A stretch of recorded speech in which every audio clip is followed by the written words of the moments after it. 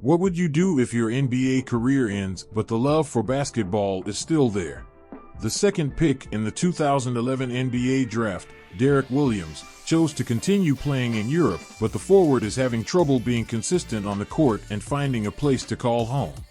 Williams left the NBA in 2018 and has played for 5 clubs in the past 5 years in Europe, and it's going to be 6 clubs in 6 years for next season. The American's struggles has 3 roots: not being to assert his physical superiority, inconsistent offense, and straight-up bad defense. Last season, Williams played for one of the most successful clubs in Europe, Panathinaikos. The American season with the Greek powerhouse is a great example of how his European career has unfolded. There's no denying that Williams can be a dominant player in Europe's top-flight competition, the EuroLeague. For example, he exploded for 24 consecutive points against Monaco at the start of the season. But on the other hand, Williams is very streaky.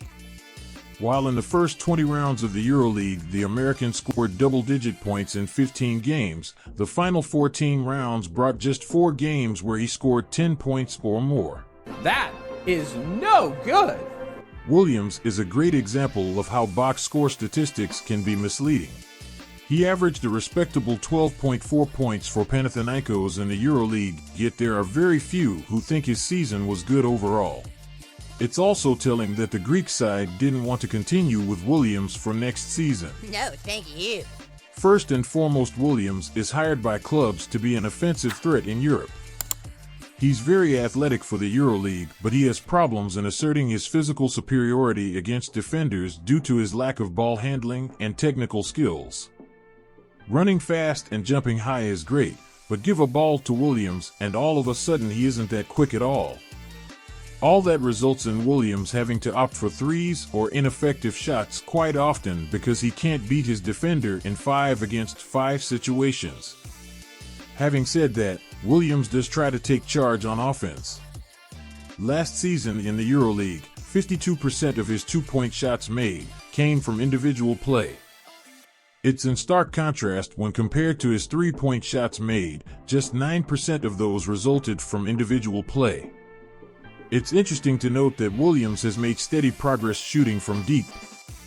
He averaged a career-high 38% in the EuroLeague on decent volume, 4.4 attempts per game. He was most accurate from corners, shooting from the left. He knocked down 40% of his efforts, with the right corner being even better at 53.8%. According to several advanced defensive metrics, Williams is an average defender in Europe. The eye test is not that flattering, and there are stats which I'm more inclined to believing when assessing Derrick Williams' defensive level. One of them is the defensive rating per 100 possessions. For Williams, it's 116.6, which is really bad in terms of the EuroLeague and ranked him 11th in the Panathinaikos team. What's also bad is his net rating of -7.7, which ranked him 10th in the Greek Giants roster.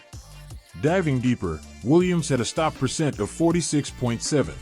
That too ranked him 10th within Panathinaikos. That's bad. Given his size and athleticism, it's interesting to note that Williams isn't a good rebounder. He should be, but he had pretty much the same defensive rebound rate as some of the guards. Nor is he worth mentioning on the offensive glass. Even though Williams has a lot of room for improvement, he's been in the EuroLeague for 5 years and will probably continue at this level next season. As a 32-year-old, he should be playing close to his full potential, but it remains to be seen whether he can iron out at least a couple of his weak spots.